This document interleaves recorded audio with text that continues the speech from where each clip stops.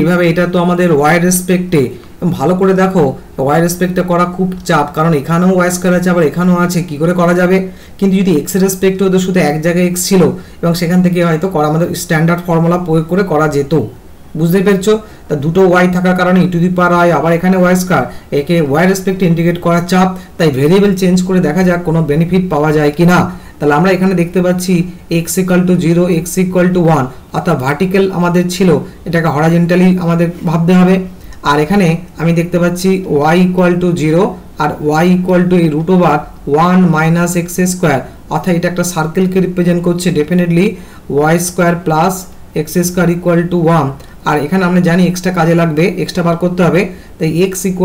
তাহলে plus minus আমি √1 - y²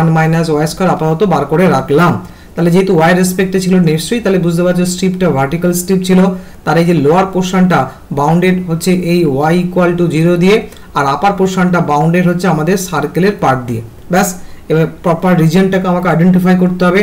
তাহলে আমরা এখানে ড্র করি, তাহলে এখানে y = 0, তাহলে y = 0 মানে আমাদের x অক্ষকে রিপ্রেজেন্ট করছে এই y = 0 আর সার্কেল ডেফিনেটলি তাহলে বোঝাই যাচ্ছে যে বা এটাও বুঝতে পারছি x = 0 x = 1, তাহলে এই x = 0 আর x = 1, তার মানে এখানে এই যে সার্কেলটা যেটা আমাদের রেডিয়াস 1 যেটা সেটা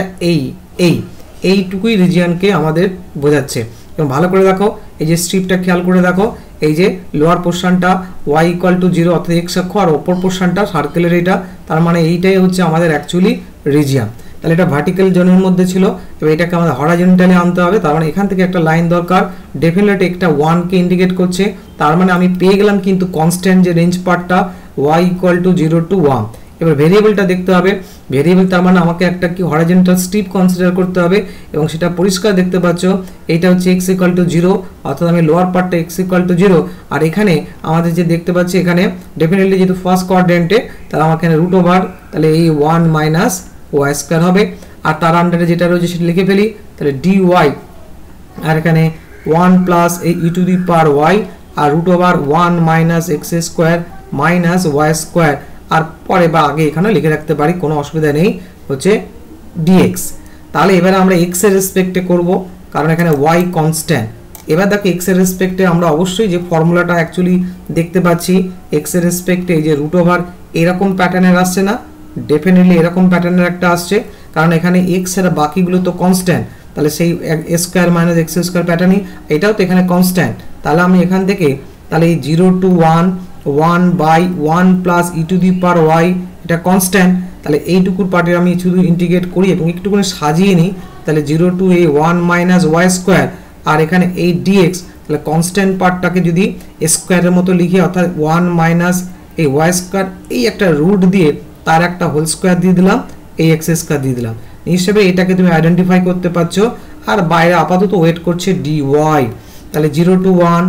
1/1 + e⁴y এবং এই ফর্মুলা অনুযায়ী তাহলে আমাদের কি হবে, ডেফিনেটলি সাইন ইনভার্স কি হবে x/a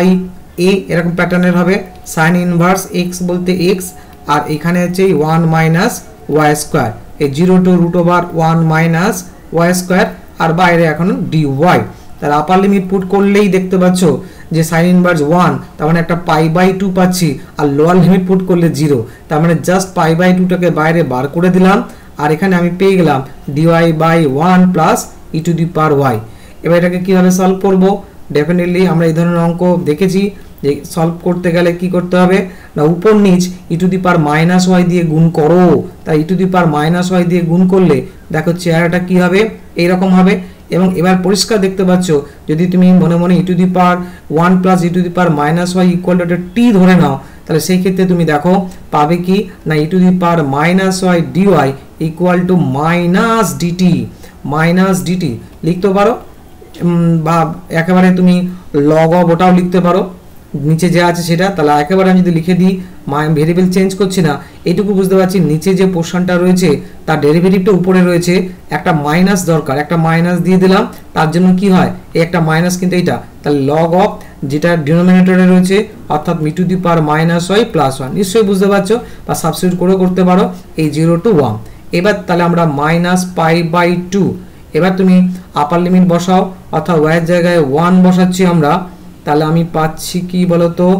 log 1 plus e to the power -1 আর যদি 0 বসাই তাহলে আমি পাচ্ছি এই -log 2 এটা পাচ্ছি।